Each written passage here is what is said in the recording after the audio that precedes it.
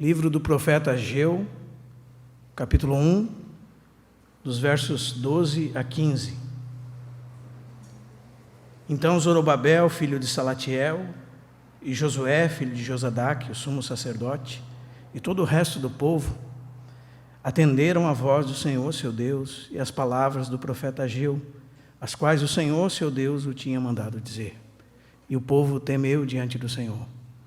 Então Ageu, o enviado do Senhor, falou ao povo segundo a mensagem do Senhor, dizendo: Eu sou convosco, diz o Senhor.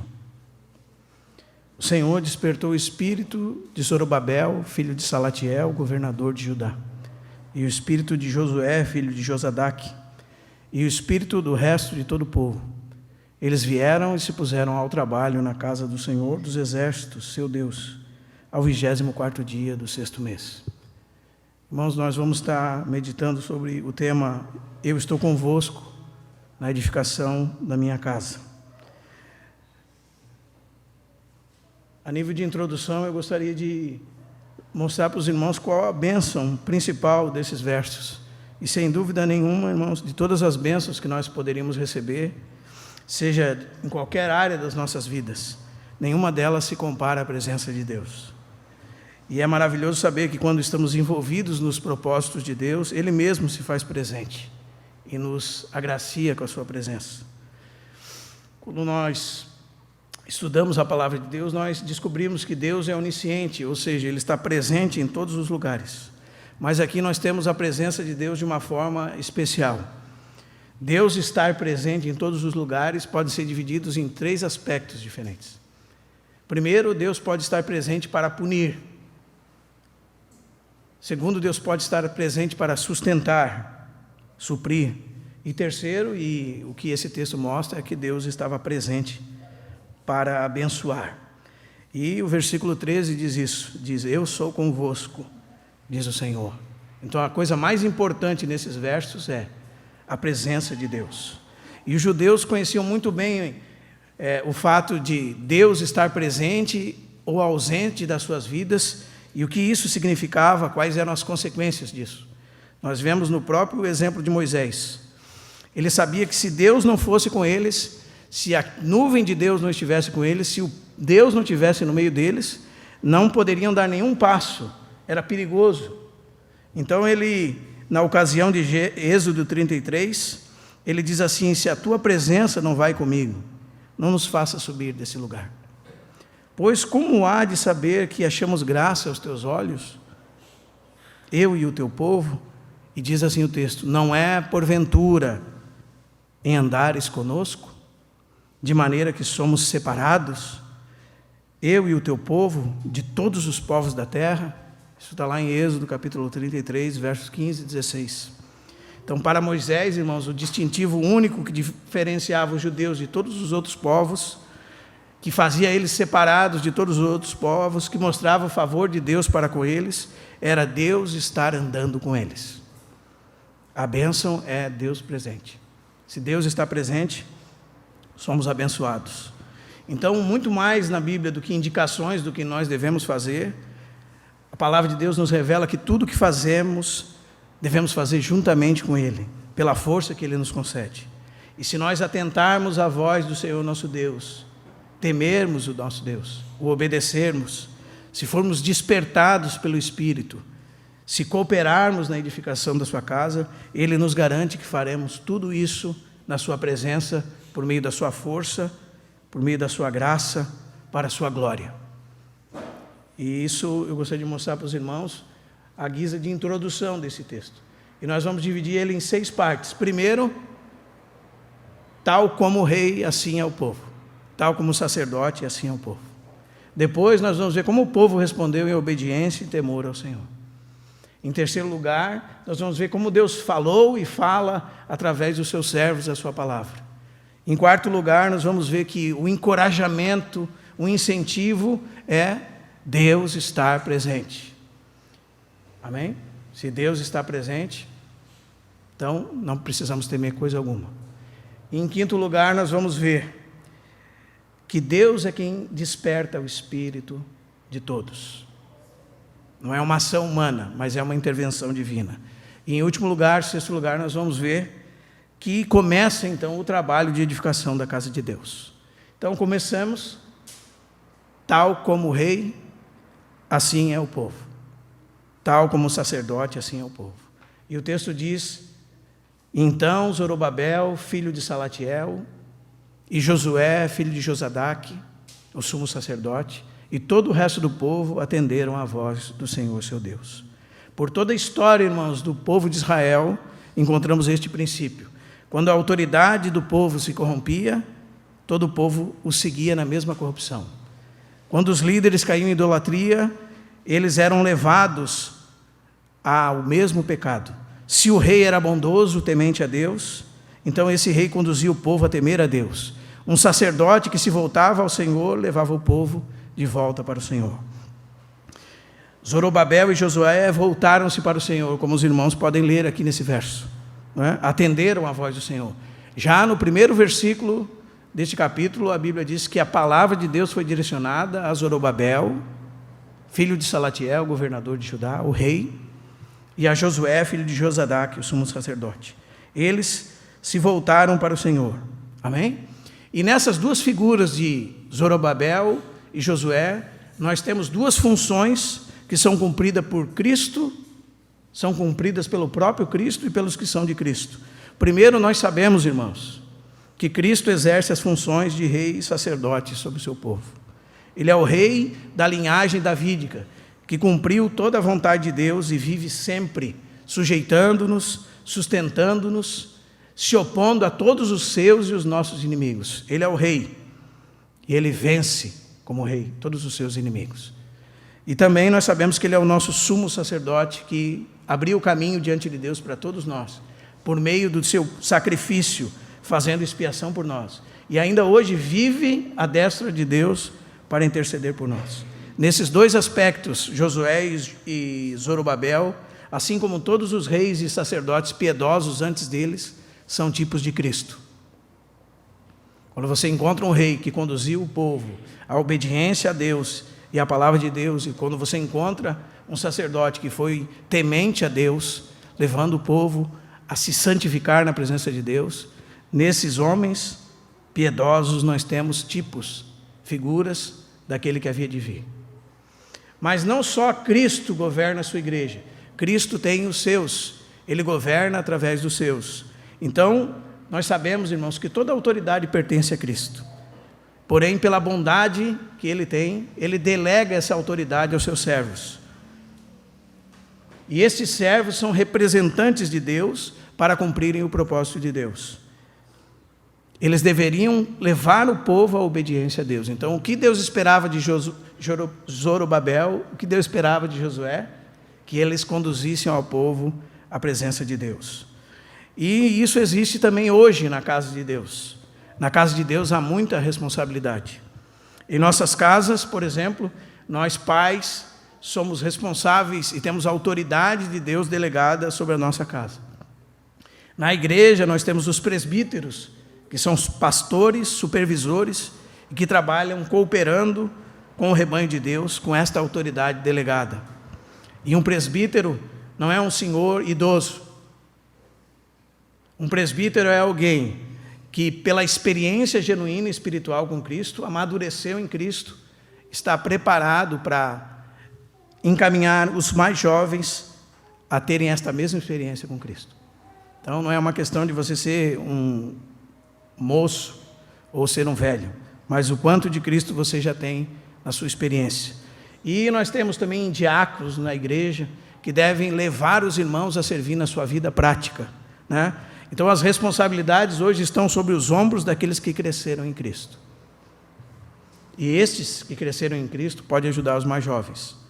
Então que responsabilidade, irmãos, nós temos como pais, como presbíteros, como diáconos, como irmãos mais velhos, como mulheres mais velhas.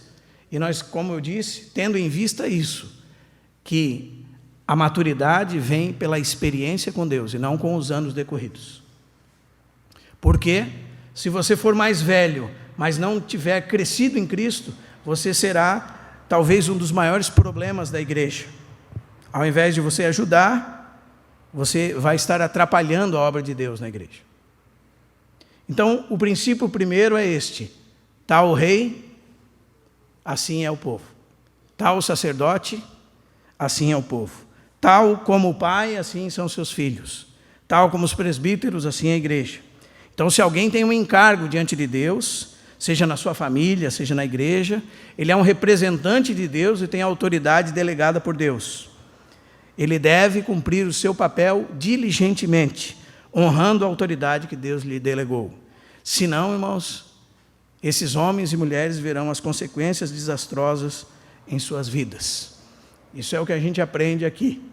Em segundo lugar, aqui ainda, nesse primeiro ponto, está o fato de que nós devemos ser a mudança que esperamos nos outros.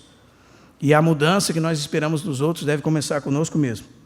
Por quê? Porque nós temos a habilidade de julgar, segundo a verdade, a vida dos outros. Mas, com a nossa própria vida, nós somos pouco criteriosos. Então, toda mudança que esperamos deve começar conosco. Nós devemos nos julgar à luz de Deus e modificar primeiramente as nossas vidas como maridos, como pais, como irmãos mais velhos, anciãos, e nos enxergar como responsáveis por aquilo que está acontecendo. Se você é forte espiritualmente, congregue, ainda que a sua esposa seja mais frágil e tenha dificuldade de congregar. Se você, pela graça de Deus e pela bênção que Deus te dá, tem recebido do Senhor, seja o agente da mudança que você espera na vida dos seus semelhantes. Mude a sua vida, que eu mude a minha vida, e então nós consigamos conduzir as pessoas à obediência em Cristo. Zorobabel e Josué conduziram o povo a essa mudança. Amém? Eles começaram por eles mesmos a obedecer o Senhor. E depois, então, conduziram o povo a obedecer o Senhor. O problema, irmãos, é que nós somos cheios de desculpas, cheios de pré-requisitos e cheios de condições. Nós dizemos assim: se o meu marido for, então eu vou. A hora que eu receber mais, eu faço. Ou então, quando acabar tal coisa ou tal coisa, eu farei. Então, através de um texto como esse, irmãos, nós vemos que a obediência à palavra de Deus é o que Deus espera de nós. E o Senhor Jesus está nos chamando para isso e nos colocando à prova. Ele está nos provando todos aqueles que querem servi-lo. Isso ele faz lá em Lucas 9, a partir do verso 57. Lá você encontra um homem que o Senhor o chama a servir e ele diz: Senhor, permita-me primeiro sepultar meu pai. E depois outro diz: Senhor, me permita que eu me despeça dos da minha casa. Será, irmãos, que nós não nos identificamos com essas pessoas? Será que talvez nós não estamos orando assim: Senhor, deixa primeiro que o meu marido se desperte. Senhor, deixa primeiro que a minha esposa se desperte. Senhor, deixa primeiro eu concluir tal curso que eu estou fazendo. Senhor, deixa primeiro eu dar uma vida mais estável para os meus filhos. Aí então, quando eu alcançar essa posição, então me voltarei para Ti, para os Teus propósitos. Então, irmãos, o que nós aprendemos? Comece hoje. Sua família não vai ler a Bíblia se você não começar a lê-la. Seus filhos não vão orar se você não orar. Seus filhos não vão dar testemunho da verdade, caso você não faça. Às vezes nós nos auto-enganamos com estas condições e pré-requisitos. Eu estou aguardando que o Senhor desperte a minha esposa. Vai ficar esperando, irmão. Porque a mudança que nós esperamos deve começar em nós. Tal como o rei, assim é o povo. Tal como o sacerdote, assim é o povo. Esse é o nosso primeiro ponto aqui. Amém? O segundo é, o povo foi conduzido ao quê? Obediência e temor. E todo o povo atenderam à voz do Senhor, seu Deus, e as palavras do profeta Ageu. E o povo temeu diante do Senhor. O Senhor espera de nós obediência, muito além do que sacrifício. O que nós vemos nesse texto, irmãos, é uma coisa maravilhosa. Há uma resposta imediata do governador e do sacerdote e de todo o povo. Diferentemente dos que haviam antes sido levados cativos. Eles andaram atrás de outros deuses, eles se prostituíram, eles se misturaram com o povo. E o juízo de Deus veio sobre eles. e eles foram levados cativos. Diferentes desses homens, esse povo atendeu à voz do Senhor seu Deus. Um coração obediente excede todos os sacrifícios meramente exteriores. Atender à voz do Senhor seu Deus aqui significa obedecer. Esse é o lema do cristão. Deus disse, nós faremos. Amém? Um coração que se dispõe a Deus em obediência evidencia uma genuína conversão, uma genuína relação com Deus. E onde nós podemos pegar um exemplo disso? 1 Samuel, capítulo 15, nós temos aquela história que Deus fala com Saul e diz para ele que ele deveria, por causa do que Amaleque fez ao povo de Israel quando estava sendo conduzido, ele diz que nem o nome de Amaleque deveria ser lembrado da face da terra. E Deus faria isso. E Deus diz para Saul assim, você vai lá e você elimina todos esses inimigos. Não deixa ninguém, nem mesmo os animais, nada. E daí você e eu às vezes pensamos assim, poxa, como Deus é duro, né? Veja o que eles fizeram. Mataram homens e crianças, a Bíblia diz, pelas costas. Eram homens malignos. E Deus está dizendo, Deus prometeu em Deuteronômio que tiraria o nome dele da face da terra e de todo esse povo. E agora Saul tinha que cumprir esse juízo de Deus, e Deus disse, vá, e diz que ele juntou muitos homens, passou quase todos ao fio de espada. Mas trouxe o rei cativo, Deus não disse para ele trazer, e trouxe vários animais, e diz o texto que ele queria oferecer esses animais ao Senhor. Porém, Saul, o que aconteceu, irmãos? Desobedeceu a ordem direta do Senhor. Ele trouxe esses despojos, trouxe animais, e ainda ousou sacrificar a Deus. Ele queria oferecer a Deus o fruto da sua desobediência. E o Senhor o rejeitou. E por meio de Samuel, o Senhor disse assim, e isso nos exemplifica exatamente obedecer a Deus. Tem porventura o Senhor tanto prazer em holocaustos e sacrifícios, quanto em que se obedeça a sua palavra? Eis que o obedecer é melhor do que o sacrificar, e o atender melhor do que a gordura de carneiros. Porque a rebelião é como o pecado de feitiçaria, e a obstinação é como a idolatria e culto a ídolos do lar. Visto que rejeitaste a palavra do Senhor, Ele também te rejeitou a ti, para que não sejas rei. Então, muitas vezes, desobedecemos a voz do Senhor e nos tornamos tão obstinados, irmãos, que ousamos oferecer a Ele o fruto da nossa desobediência como feição. Nós vemos algo muito diferente nesse povo. Amém? Esse povo atendeu a voz do Senhor. Esse povo dispôs o seu coração para obedecer o Senhor, seu Deus, e as palavras do seu profeta. Então, nós descobrimos que antes nós tínhamos lido que Deus disse assim, este povo diz. E agora nós lemos que eles atenderam a voz do Senhor, seu Deus. Antes Deus não se associava com eles, agora Deus se associa com eles. A nossa obediência leva a sermos identificados como o povo de Deus. Não que obras nos salvem, porque a salvação é pela fé. Mas como o mundo vê que nós somos cristãos? Porque nós não andamos em trevas, nós somos obedientes. Deus é o Deus dos obedientes. Quando o nosso proceder é de rebeldia, desobediência, má conduta, não somos povo de Deus. Os desobedientes não podem ser diferenciados dos ímpios, eles andam nas trevas. E a palavra de Deus diz, andai como filhos da luz. O fruto da luz consiste em toda bondade, justiça e verdade, provando sempre o que é agradável ao Senhor. Então, quando somos obedientes, somos identificados como filhos de Deus. Temos em nós brilhando a luz de Deus. Deus é o nosso Deus. Amém? Agora, depois de terem ouvido a voz de Deus e obedecido ao Senhor, Deus volta a se identificar como Deus deles. Amém? Então essa é a obediência, essa é a primeira resposta do povo. A segunda, e o povo temeu diante do Senhor. O temor do Senhor. Além de obediência, nós descobrimos que esse povo temeu diante do Senhor. O que significa isso? É ter medo de Deus?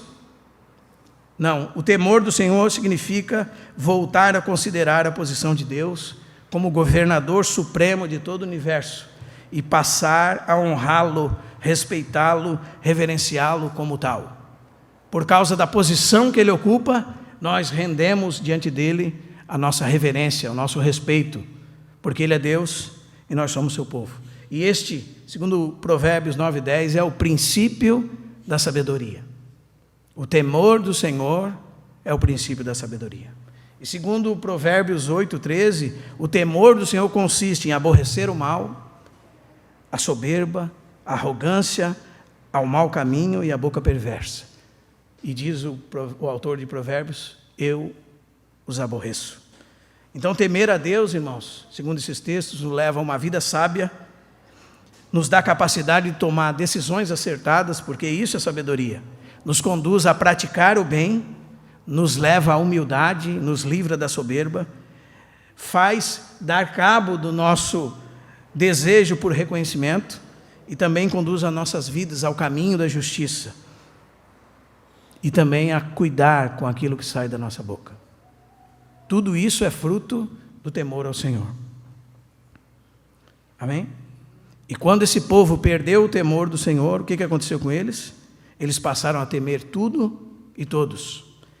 Por isso eles voltaram-se para a sua autoproteção, para a sua autopreservação.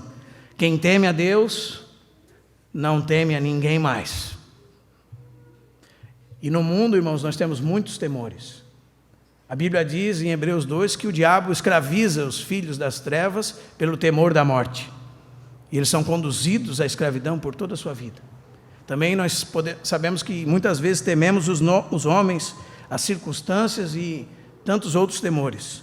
Mas quando verdadeiramente nós reconhecemos a posição elevada de Deus e nós o reverenciamos, o resultado disso é que não temeremos a ninguém.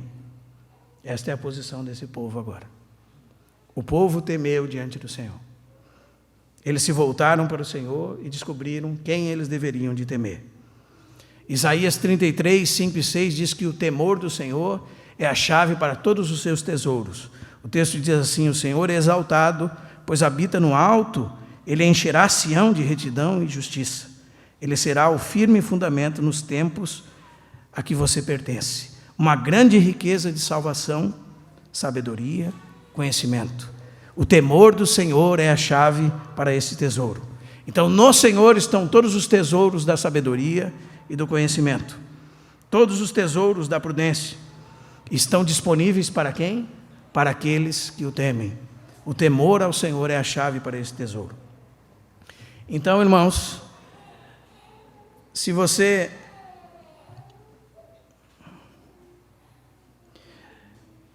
ver por aí alguém que é tolo, por isso que a Bíblia diz no Salmo capítulo 4 que o tolo diz em seu coração, não há Deus. Porque ele ignorou Deus. Então ele é cheio de temores. E ele é sábio? Não, ele é um tolo. Porque ele diz, não há Deus. Então quando você me mostra um tolo, eu te digo, eis aí um homem que não teme a Deus.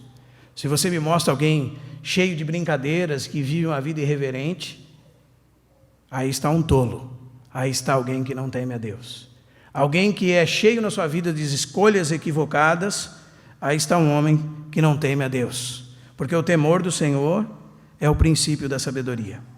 Todos os que conhecem a Deus, temem a Deus. E quanto mais prosseguem em conhecer a Deus, mais temem a Deus. E alguém poderia citar 1 de João 4, 18. Irmão, mas 1 de João 4, 18. No amor não existe medo. Antes, o perfeito amor lança fora o medo. Eu, particularmente, já ouvi muitas vezes esse versículo descontextualizado. Às vezes, para lidar com Deus até de maneira irreverente, chegar na presença de Deus de qualquer jeito, né? Sem respeito a Deus. Seria bom nós lermos esses versículos no seu contexto, né? Porque esses versículos, irmãos, falam de alguém que está praticando o amor para com seus irmãos. E quando ele faz isso, Deus permanece nele. E o seu amor é neste homem, nessa mulher, aperfeiçoado.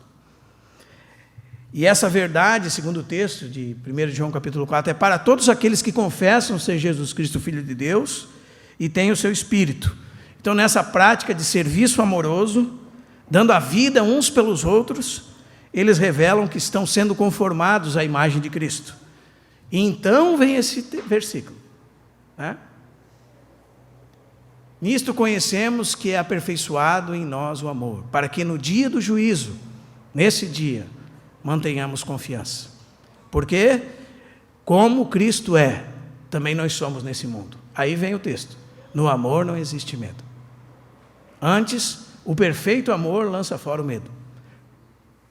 Então, de que medo nós estamos falando? O medo de nos apresentarmos temerosos diante do Senhor na sua vinda. Aqueles que têm sido aperfeiçoados por Deus e servem seus irmãos em amor, num serviço amoroso, estão confiantes na vinda de Cristo e estão de pé para a vida de Cristo, porque eles sabem que são semelhantes a Cristo. Como Ele é, também eles são nesse mundo. Então não precisam temer. No amor não existe medo. Neste amor aperfeiçoado em serviço pelo Espírito Santo, realmente não existe medo. Os que são assim lançam fora o medo. E então João diz: o medo produz tormento. Aquele que teme não é aperfeiçoado no amor. Em que amor? Neste amor que se expressa em serviço. Então, este versículo não é salvo-conduto para vivermos irreverentemente na presença de Deus. Amém? Esse versículo não está falando do temor que ao Senhor é devido. Esse versículo não é um salvo-conduto para as pessoas que lidam com Deus hoje de papaizinho, quero sentar no teu colo, vem habitar na minha casa. Esse versículo não é um salvo-conduto para nenhuma dessas coisas irreverentes a Deus. Nós temos acesso direto a Deus, mas há uma maneira de nos apresentarmos na presença de Deus. Não é de qualquer jeito que nós chegamos na presença de Deus. Nós não lidamos com Deus como muitas vezes nós lidamos com os nossos pais, sem respeito e sem reverência, e julgando ser assim uma maneira adequada. Dizer: eu estou de boa com Deus, irmão, né? Deus me recebe de qualquer jeito. Onde a Bíblia diz isso? Procura apresentar-te a Deus aprovado. E todos os pais daquela época recebiam seus filhos, e os seus filhos tinham temor que era devido aos seus pais, pela posição que eles ocupavam. Então, papaizinho não significa o que está por trás da palavra Abba, Pai. Por trás da palavra Pai está Pai. E é um Pai a quem devemos a nossa vida, respiração e tudo mais. E devemos o temor que lhe é devido. Devemos temer a Deus. Devemos conhecer a Deus e seguir prosseguindo em conhecer a Deus. E reverenciá-lo como Ele é digno. Nós não nos aproximamos de Deus de qualquer jeito. Nós aproximamos de Deus na maneira com que Ele nos disse que nós nos aproximaríamos. E essa aproximação nossa com Deus custou a vida do Filho de Deus. Então nós não devemos nos apresentar diante de Deus de qualquer jeito. E Jesus disse isso em Lucas capítulo 12. Jesus disse: amigos, eu vou mostrar para vocês a quem vocês devem temer. Porque alguém poderia dizer para mim: irmão, isso é Antigo Testamento e no Novo. Jesus disse: eu vou ensinar para vocês quem vocês devem temer. E nesse momento ele está interpelando os fariseus e os intérpretes da lei e enchendo eles de oráculos de juízo. Ai de vós, ai de vós, ai de vós. E depois, quando ele chega para a multidão e seus discípulos, ele diz assim: acautelai-vos do fermento dos fariseus, que é a hipocrisia, que é uma vida de aparência, que faz as coisas externamente, mas no seu interior a corrupção. O Senhor disse: vocês são como sepulcros invisíveis, as pessoas passam por cima de vocês e não veem o que tem dentro, não veem que vocês estão cheios de morte e de corrupção e de pecado. Ai de vós. E depois o Senhor chega para os seus discípulos e a multidão e diz: acautelai-vos do fermento dos fariseus. Eles vivem uma vida externamente de aparência, mas por dentro são podres, são hipócritas. Então o Senhor Jesus começa a dizer: o que vocês fazem oculto será revelado. Ou seja, que você faz nesse texto de Lucas 12, o que você faz dentro da sua casa, deveria ser o mesmo que você faz diante dos outros. Você não devia ter uma vida dupla. E Jesus exorta, isso que você faz será revelado. E Jesus exorta, o que você fala escondido, será falado de cima dos eirados. O que você faz às escuras, será trazido à plena luz. E então Jesus disse, eu vou mostrar para vocês quem vocês devem temer. Vocês devem temer aquele que tanto pode matar o corpo, como lançar a alma no inferno. E Jesus ainda acrescenta, a esse é quem deveis temer. A Deus devemos temer. Porque muitas vezes nós vivemos de aparência por causa do que os outros vão pensar de nós. Muitas vezes nós vivemos para buscar agradar os outros e não a Deus. Nós fingimos ser o que nós não somos por causa de outras pessoas. E Jesus está dizendo, ainda que tirem a sua própria vida, sejam vocês mesmos. Não sejam hipócritas. Não vivam de aparências. É isso que Jesus está dizendo. E Jesus diz, não temam homens, me temam. Temam a Deus. Então, quando tememos os homens, nos preocupamos com aquilo que os outros vão pensar de nós. Não é assim que acontece com você, irmão? Você dá aquela disfarçada, igual Pedro fez em Gálatas capítulo 2, quando ele comia com os gentios, e chegou os da circuncisão e disse que ele saiu de fininho, para que ninguém visse ele, e ele fingia fazer o que não era certo, e Paulo disse que ele era repreensível, e o advertiu na presença de todos. Então, quando nós fingimos isso, irmãos, nós deixamos de ser nós mesmos e passamos a atuar como atores, buscando uma imagem que agrada os outros. Por quê? Porque nos falta temor daquele que nos vê. E Jesus disse isso para os escribas, ele disse assim, vocês não sabem quem fez o exterior do copo, fez também o interior do copo? Ele está dizendo, vocês não sabem que aquele que fez vocês por fora, fez por dentro? E nada escapa despercebido ao seu olhar.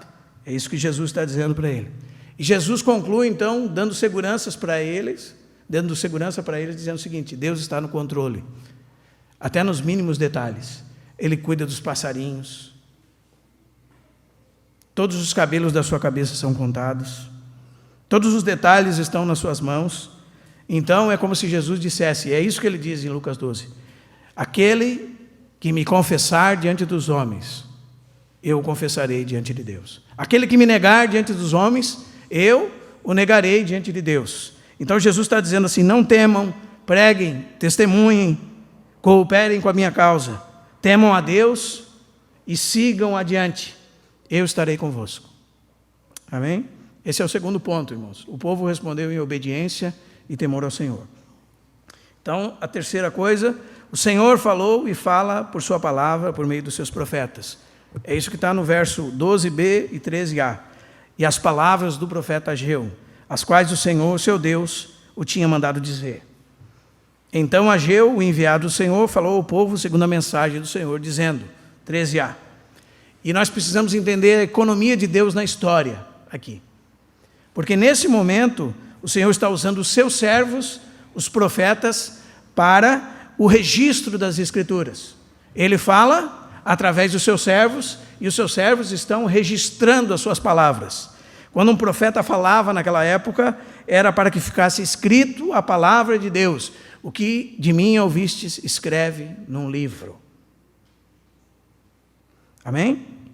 Hoje nós temos o registro dessa palavra, completa, selada. O que os homens de Deus fazem hoje? Os homens de Deus leem a palavra de Deus, que foi revelada por Deus por boca dos seus apóstolos e profetas. E o que eles fazem? Eles esclarecem ao povo o significado dessas palavras e eles aplicam à vida do povo o significado dessas palavras. Nesse sentido, quando nós pregamos, estamos profetizando. Por isso, William Perkins escreveu um livro, A Arte de Profetizar. Se tivessem alguma livraria evangélica hoje, todos esses que buscam premonições sobre o futuro, quando lesse o título desse livro, iam pensar, opa, então aqui eu vou aprender a ser um profeta. Mas nesse livro, o irmão Perkins ensina como você estudar a Bíblia, como interpretar a Bíblia, como pregar a Bíblia e aplicá-la à vida do povo. Porque quando nós pregamos a palavra de Deus, nós estamos falando a palavra dos profetas, estamos esclarecendo o significado ao povo e aplicando à vida do povo a palavra de Deus. E, segundo 1 Coríntios 14, isto é profecia. E eu não estou dizendo com isso que Deus não pode te avisar de algum evento futuro, através de um servo dele, ou principalmente no seu espírito. Mas o que eu estou dizendo, que a essência e o fundamento da nossa fé é a palavra de Deus.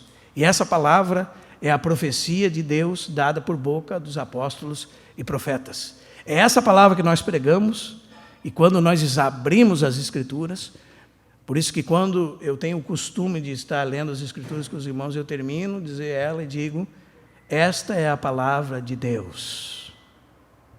Para que você saiba que não é a minha palavra, não é a palavra do Isa, não é a opinião do Isa, é a palavra de Deus. Essa é a palavra que é viva.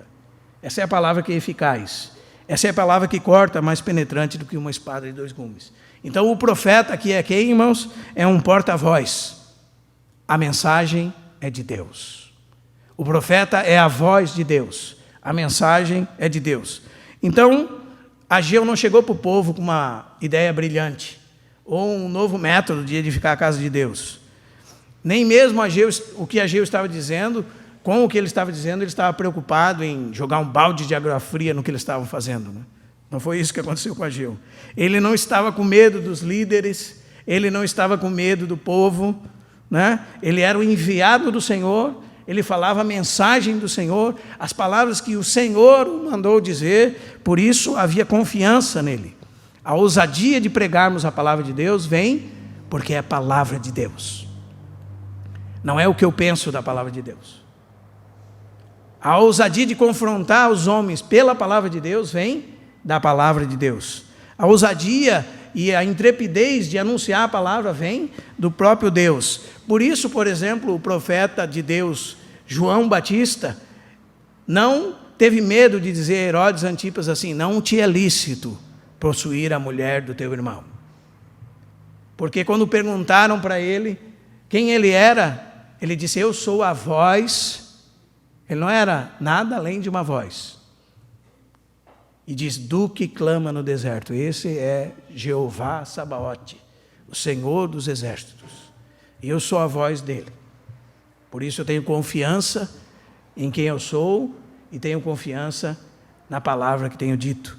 Então, quando nós pregamos assim, nós não temos medo de homens e nem buscamos agradar a homens. Porque se nós buscarmos agradar a homens, nós deixamos de ser servos do Deus vivo, como diz Paulo em Gálatas 1:10. Por isso Paulo podia dizer assim, porque não pregamos a nós mesmos, mas a Cristo Jesus como Senhor, e a nós mesmos como servos dos outros, por amor de Jesus. Essa é a palavra do Senhor. O Senhor fala, o Senhor falou por intermédio dos seus servos. Antigamente, para que o registro das Escrituras fosse escrito. Hoje, o que fazemos? Ficamos inventando histórias para o povo, irmão? Não. Prega a palavra. Não o que você pensa, prega o que está escrito na palavra. Esse é o nosso terceiro ponto. Em quarto lugar, o encorajamento, o estímulo, é que Deus está presente. E esse povo, irmãos, havia perdido o frescor da presença de Deus durante 16 anos. Enquanto o que eles estavam fazendo? Estavam ocupados com suas próprias casas e haviam perdido o frescor da presença de Deus. Agora Deus diz que os abençoaria com sua presença. Ele diz, eu sou convosco, diz o Senhor.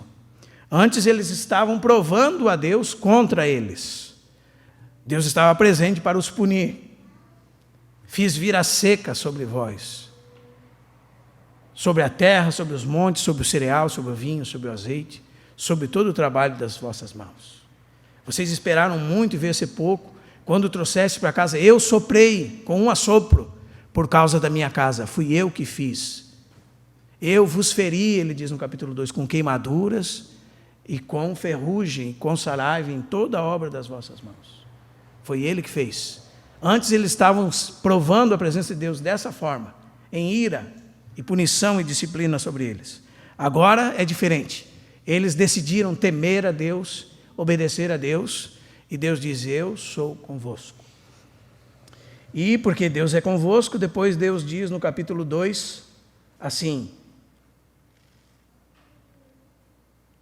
o meu espírito habita no meio de vós, não temais, eu sou convosco. Amém? Eles retornaram para Deus, responderam à chamada de Deus, ouviram a palavra de exortação e temeram a Deus.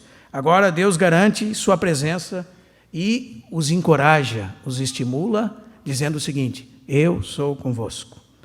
Então, nós podemos perguntar o seguinte, irmãos: qual é o estímulo para seguirmos pregando o Evangelho e edificando-nos uns aos outros? Qual é o nosso maior consolo em meio às dificuldades? Qual é a nossa garantia de vitória sobre todos os nossos inimigos? Qual é a nossa segurança nessa vida e no porvir?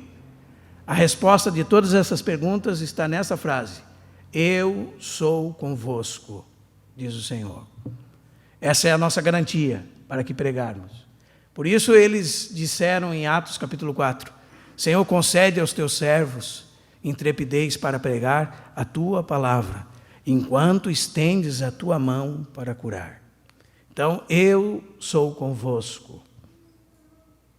Amém, irmãos? Diante das dificuldades, eu estou convosco. Diante dos inimigos, eu sou convosco. E se o Senhor é conosco, quem poderá nos derrubar? Quem poderá nos deter?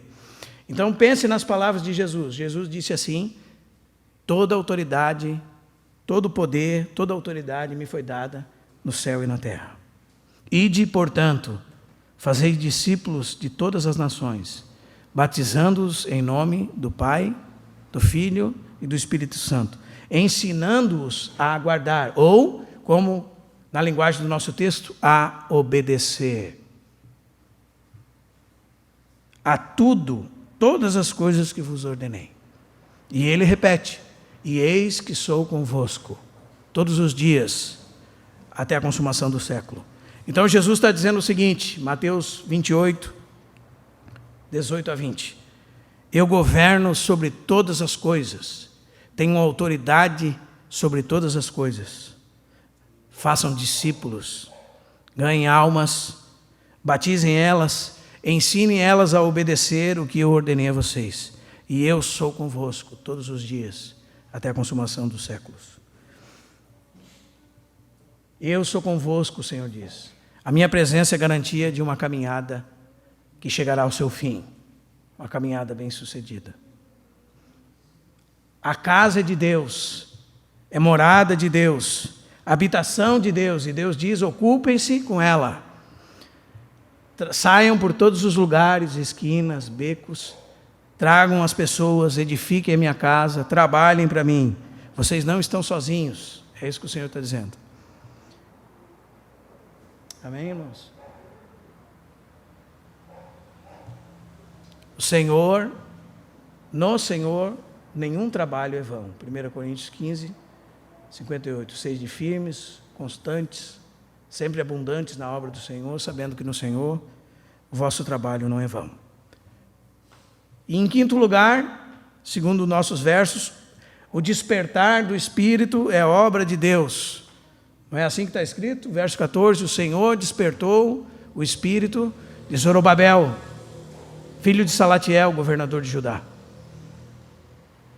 E Josué, filho de Josadaque, o sumo sacerdote, e o Espírito do resto de todo o povo. Se a casa é de Deus, o serviço é de Deus, a palavra de exortação é a palavra de Deus, se o encorajamento é a própria presença de Deus, então esse despertar vem de onde, irmãos? Do nosso poder de persuasão sobre a mente de alguém ou do próprio Deus? Segundo o nosso texto, vem do próprio Espírito de Deus.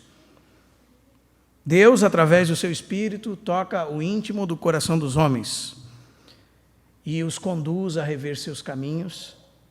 Não é assim que o nosso texto diz?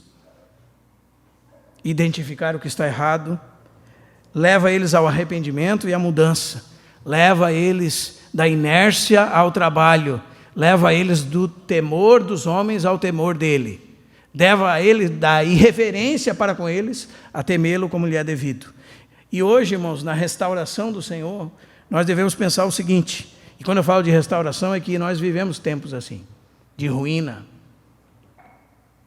de fragilidade do testemunho de Deus. Nós vivemos tempos assim. A casa de Deus é um amontoado de material espalhado por vários lugares.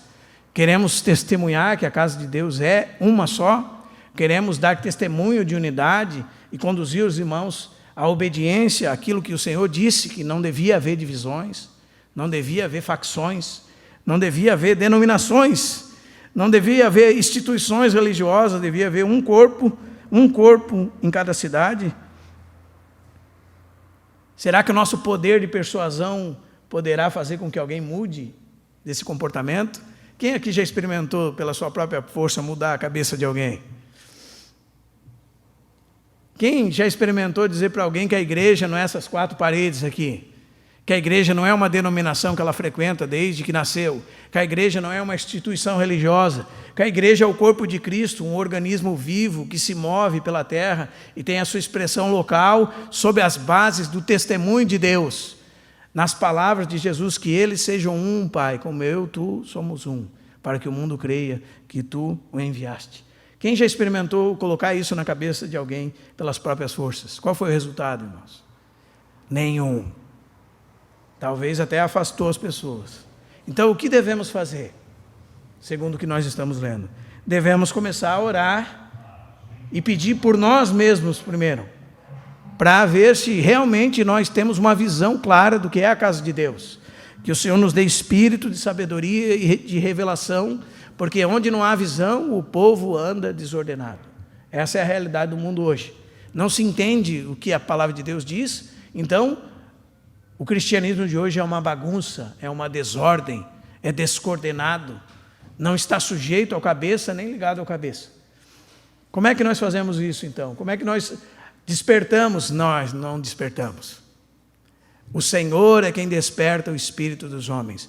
Foi o Senhor que despertou o espírito de Ciro e o fez conduzir o povo de volta a Jerusalém para o testemunho. Foi o Senhor que mostrou a Daniel que os 70 anos do cativeiro havia terminado, que era tempo de voltar para Jerusalém e edificar a casa de Deus. Foi o Senhor quem fez. O Senhor desperta o espírito dos homens. Podemos orar que Ele primeiro desperte o nosso espírito, primeiro que Ele nos dê espírito de sabedoria e de revelação no pleno conhecimento dEle, conhecendo a casa de Deus, nos portando adequadamente na casa de Deus.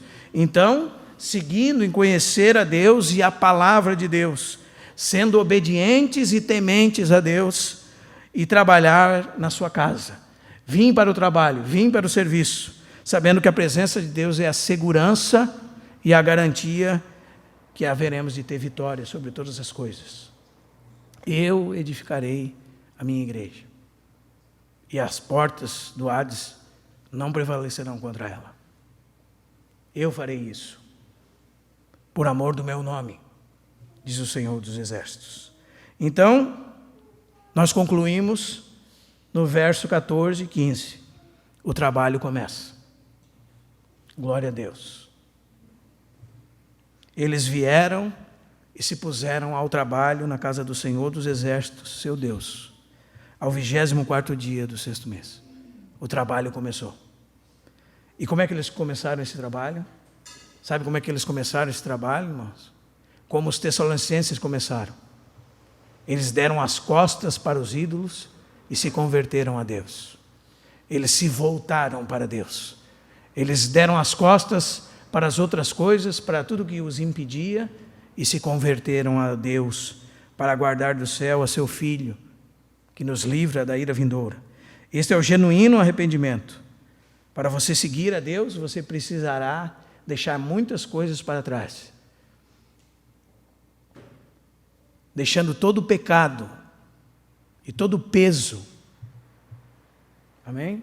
Corramos a carreira que nos está proposta, olhando firmemente para o autor e consumador da nossa fé. Isso está por trás das palavras. Eles vieram para a casa de Deus e deram as costas para aquilo que lhes atrapalhava. Também nesses versos, irmãos, nós encontramos homens e mulheres que colocaram os ombros juntos e se comprometeram. Então há uma genuína disposição. E essa genuína disposição foi evidenciada quando eles chegaram para Zorobabel, quando eles chegaram para Josué e disseram: em que nós podemos cooperar?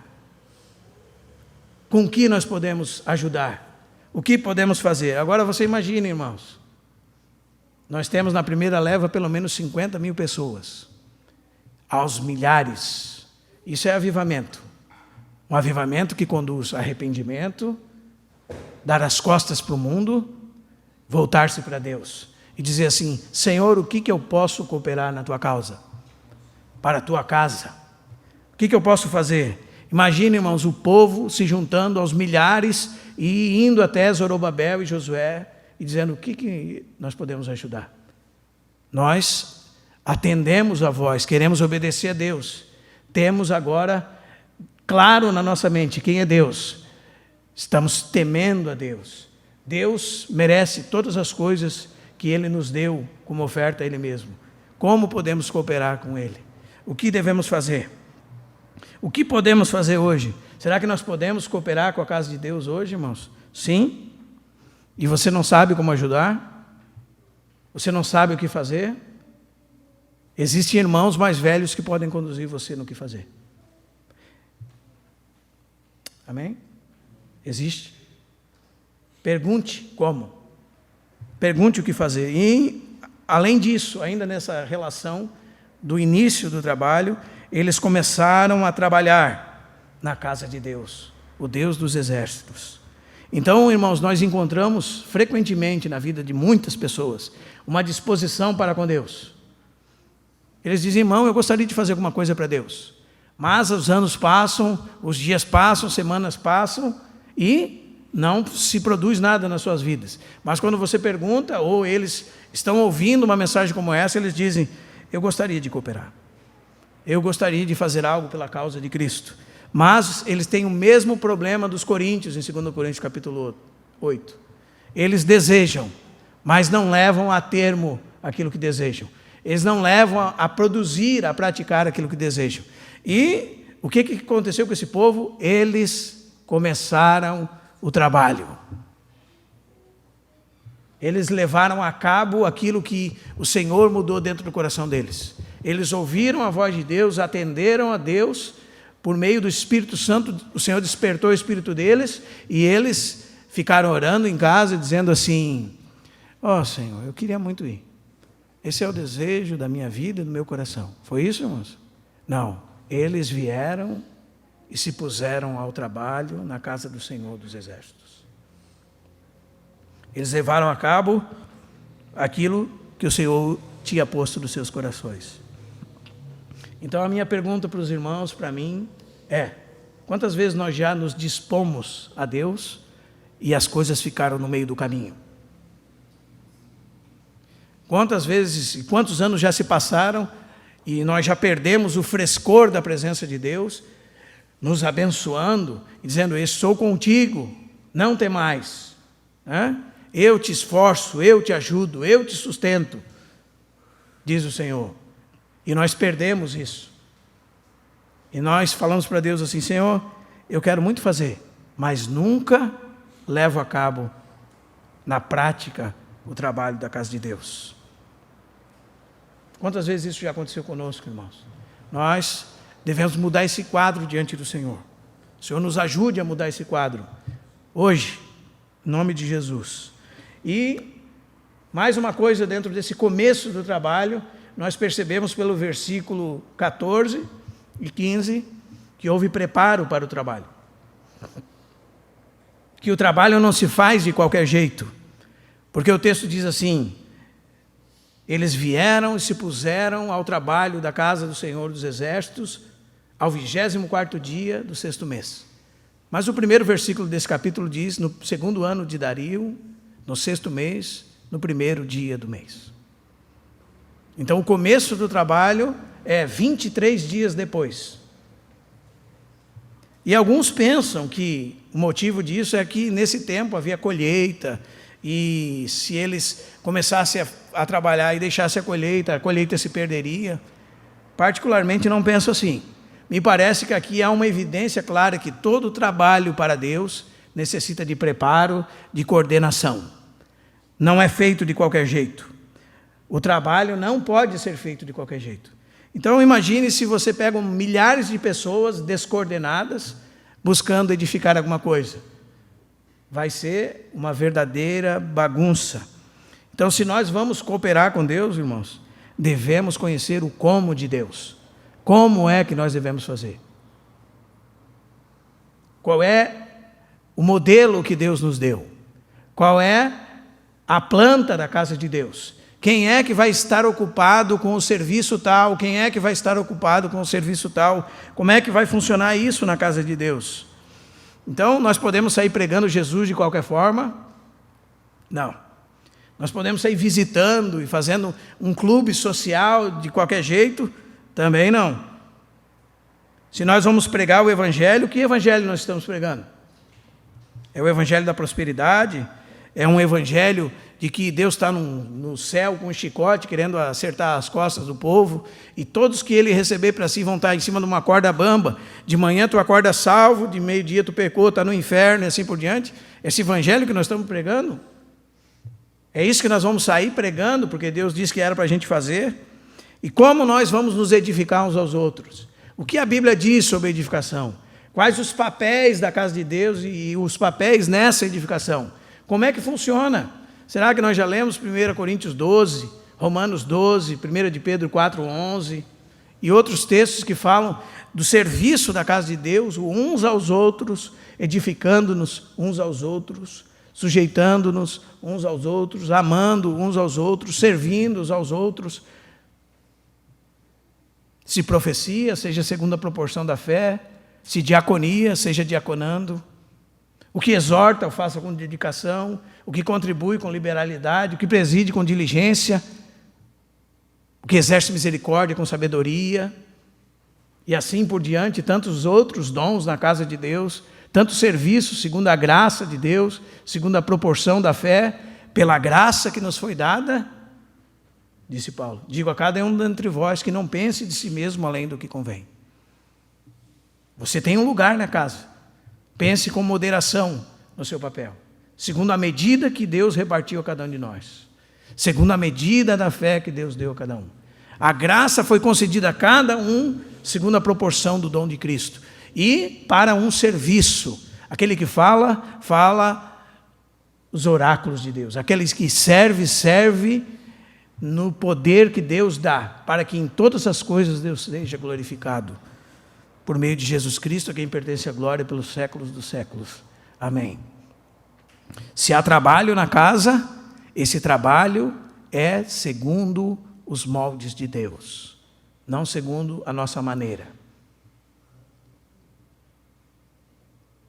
Você sai pela rua e olha alguém perdido e diz: Jesus te ama.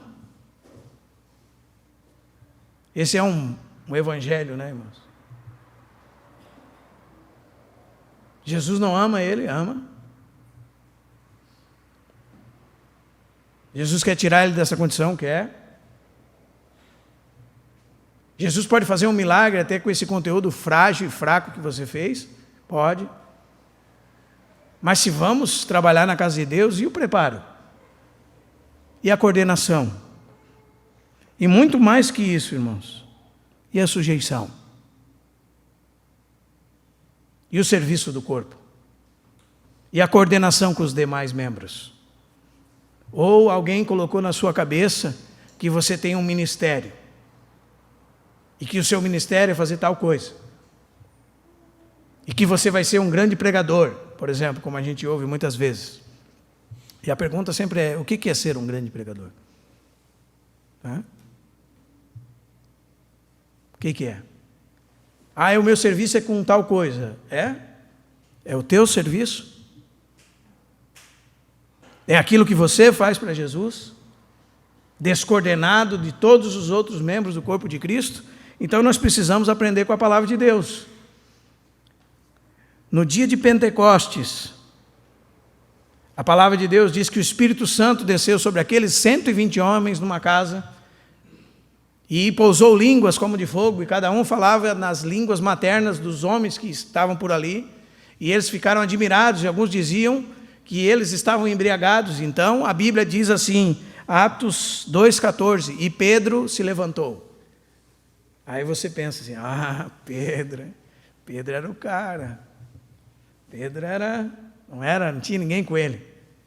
Nem tinha ninguém como ele. Abra o versículo e leia, irmão. Pedro se levantou com os 11. A voz era de Pedro. A mensagem era do colégio apostólico. Pedro com os 11. Quando eles vão escolher Matias para estar no lugar de Judas, eles dizem que nós deveríamos escolher alguém que tivesse desde o começo conosco para ocupar o lugar de Judas, que havia recebido parte neste ministério. Uma parte daquele ministério.